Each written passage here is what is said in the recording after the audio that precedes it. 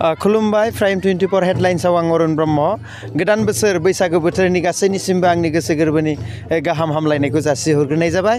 दा बे समाव आङो दिनै बैसागो बोथोरनि नैथि सान 2 अक्ट' 2 थारिख खालि दिनै संकं तिनालि बे संकं तिनालिनि रायजो राजाफ्रा बे समाव गोमोथाव मोनसे गोजोनथाव हाबाफारि लानानै बिथांमोना गामिनि रायजो राजाफोरजों दा गाजा गोमजायै बे समाव बिथांमोना रंजानो दिनैनि गिबि सान हिसाबै बिथांमोना ओंखारनाय एबा रेडि जानायखौ जों नुनो मोन्दों। बे समाव बिथांमोना संकं तिनालिनि रायजो राजाफ्रा गोदोनि जिहेतु रायजो दाजेननाय बे ओनसोलनि रायजो दाजेननाय गेदेमा बिथांमोनखौ दिनै 2 थारिख बैसागोनि नैथि सानाव बिथांमोना मान बावदों मान होदों। थारैनो बेयो जोंनि जाथि एबा मानसि हारिनि नेमखान्थिखौ बिथांमोना फोथांनानै लाखिबोबाय थादों। बे समाव बिथांमोननि जिथु नेमखान्थि आदर्शनि सायाव नोंथांमोननो नैबे भिडिअनि गेजेरजों नोंथांमोननो फोरमायनो आं सानदों। आरो बे समाव बे संकं तिनालि रायजो राजाया मोनसेल' जाथिनि नङा, जाथि धोरोम मुगैयालासे बिथांमोना बेयाव गोबां जाथिनि लोब्बा लानानैबाबो दिनै बे बैसागु फोरबोखौ मानिनो थांगासिनो। बेयाव बर'नि अनगायै गुबुन राय सम्प्रदायनि सुबुंफोरबो दङ। बिथांमोना जयै बे संकं बर' ओनसोलाव बेल' मोनसे गामि जे बे ओनसोलाव जाय बर' रायजो संकं तिनालि रायजो राजाजों गुबुन जाथियाबो ज' लोगो जानानै रायजो जाफानाय बेयो जोंनि गेजेराव गोबां बाख्नायथाव एबा गोरोबना थानाय गामि होननानै बुंनो हागोन। थारैनो बे समाव बे संकं तिनालिनि गेदेमा दैदेनगिरि बिथांमोननिफ्राय दिनैनि जिहेतु हाबाफारिनि सायाव जों माखासे बाथ्रा मिथिनो नाजागोन। थारैनो बिथांनिफ्राय जों मिथिनो नाजानि बे गामि दैदेनगिरि बिथां दिपक बर' आदानिफ्राय माखासे बाथ्रा मिथिना लानि। जिहेतु नोंथांमोना बे गामिखौ दाजेनगिरि हिसाबै मान होदों, दिनै बे दा मान होनाय हाबाफारिखौ नोंथांमोना बोरै गोसोखांनानै लानाय? गिबियावनो प्राइम 24 हेडलाइनखौ जोङो माबानो जाबाय, खुलुमनाय थाबाय। बा जोङो बे हाबाफारिखौ सिगांनिफ्रायनो जोङो सानखानाय आरो साननानै जोङो बे गोथार हाबाफारिखौ जोङो सानसे मावफुंगोन होननानै दिनैनि दिनाव जोङो मावफुंनाय जाबाय। जिहेतु जोङो मैया 1 थारिखआव जोङो बानायनो गोनांमोन, खिन्थु बयबो मानसिफ्रा सुबुंफ्रा गावबागाव न'आव फुजा फाथलाव थानायखाय जोङो बिथांमोनखौ लाबोस्लाबनो हायासै। थेवब्लाबो जोङो साफा सानैब्लाबो बिथांमोननि न'आव थांनानैब्लाबो मैया बे हाबाफारिखौ मान बावनाय हाबाफारिखौ लानाय जादों। लोगोसे दिनै जयैनो गिबि गामि दाजेनगिरि बिथांमोनखौ जोङो मान बावनाय हाबाफारिखौ लानाय जादों। बे समाव गोबाव समनिफ्राय रायजो जाबोनाय बे गेदेमा बिथांमोनखौ मान बावनो मोननानै दिनै नोंनि दैदेननायाव दिनै बे बैसागो बोथोरखौ माबायदि मोनदों? गोसोआव माबायदि? जोबोद गोजोननाय मोन्दों फंबाय, जोबोद गोजोननाय मोन्दों। मानो होनबा जोङो आं बुंनानै लागोन, जिहेतु 2019निफ्राय आङो नैबे गामिखौ आफादगिरि महरै लानाय जादों, रायजोफ्रा होनाय जादों। लोगोसे आंनि नेहाथारि बिथां बिनद बर' आदा बिथांजों सानैखौ 2019 मायथाइनिफ्राय जोंखौ गामि दानायाव आफादगिरि नेहाथारि हिसाबै जोंखौ बासिनानै लादों। बे समाव फंसे बाथ्राखौ आं मिथिनो लुगैदों, जिहेतु नोंथांमोननि गामियाव गुबुन जाथिफ्राबो रायजोआव ज' दंफायो। जों गुबुनाव बर'बा बर'ल' नुयो, बे एसे आलादा रोखोमनि रायजो जानो नोंथाङा दैदेनबाय थानाय हिसाबै नोंथाङा बे जेबो उसुबिदा गैया फंबाय। बेयाव सुबुङा सुबुंखा, मानसिया मानसिखा। बेयाव सोरबा हारसा, सोरबा बङालि, सोरबा बर' बा सोरबा मिसिं, बेजों जोंहा लोब्बा गैया। जों समाजखौ जेरै दैदेननांगौ, जों जेरै आवगायलांनांगौ, बे बुस्थुखौ जोङो इजिलि हालांबाय थायो आरो जेबो उसुबिदा गैया।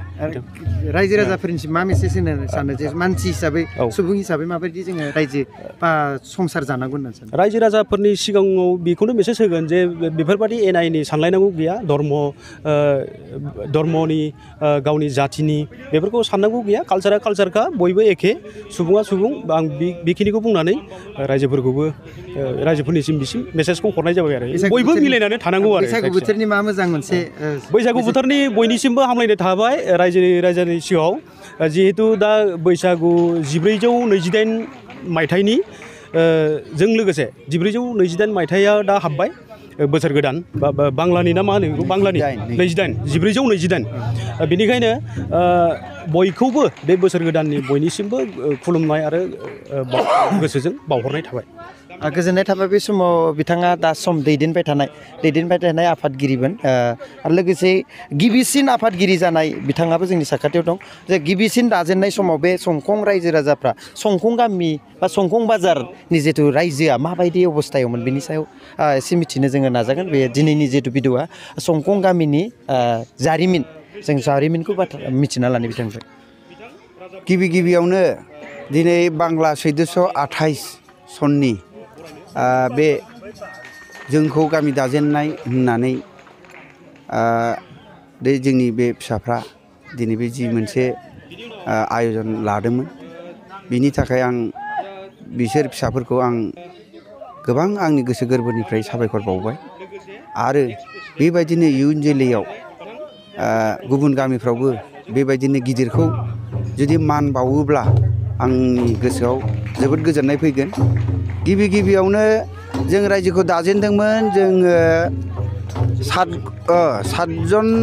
सातजन 8जनल'मोन बे 8जनाव आठ न'खरल' 8 न'खराव जों दाजेनदोंमोन 2 अक्ट'बर 1999 आव माने 2 अक्ट'बर 1999 आव जोङो बे 8 न'खरजों जों गामि दाजेनदोंमोन बेवहाय जोंहा राय न'खर हिसाबै जोंहा न'नै दङमोन जोङो बर'फ्रा 6 घरल'मोन बेबायदिनो जोङो रायजोखौ दाजेनदोंमोन आरो मोनसे गामिखौ सामलायलांनो थाखाय जि एसे रां एसे नांगौ जों बेखौ जोंनो निजे खांलायलायनानै मासाव 20 थाखा जों खांदोंमोन ओमफ्राय गिबिथाराव जों 500 खरि खांनानै जमायै जों मोनसे फुन्जि बानायदोंमोन बे फुन्जिखौनो जोङो गावजों गाव रानलायलायनानै इखिनसित माबा मोनसे बिनि गेजेरावबो इन्ट्रेस्ट लालायनानै जोङो फुन्जिखौ बारायलांदोंमोन बे फुन्जिजोंनो नै दिनै दा जोङो हा हुबो बायबाय मठ मन्दिरबो जों लुबाय जोंहा माने बे जिथुनाखि मन्दिरनि हा बेवहायबो लामा गैयामोन जों लामा सामा पर्यन्त जों बायबाय जोंनि फिसाफ्रा गोबां लेखा फराबो रोंबाय बेबायदिनो दिनै गामिखौबो सामलायनो रोंबाय आं जोबोद गोजोननाय मोनदों दा बाङै जोंनिया गामिया एसे देरबाय गोदो जिहेतु दाजेननायनिफ्राय दानि अबस्था माबायदि मोनदों दाथ' जों बहुद गोजोननाय मोनबाय जे माने जोंनि न'खर जाखो दाथ' जोंनियाव 34 घर दं 34 घर जाबाय 34 घर दा 34 आव जोंनिया गोरों गोरा फिसाफ्राबो BA MA मोनहैलायनाय जाबाय नङाब्लाथ' जों आरम्भनिसोमोन नालाय दा आं बिनि बिथिङाव जोबोद साबायखर बावदों दिनैनि बेलायाव बे बैसागु गोदान बोसोरनि जे गोदान बोसोराव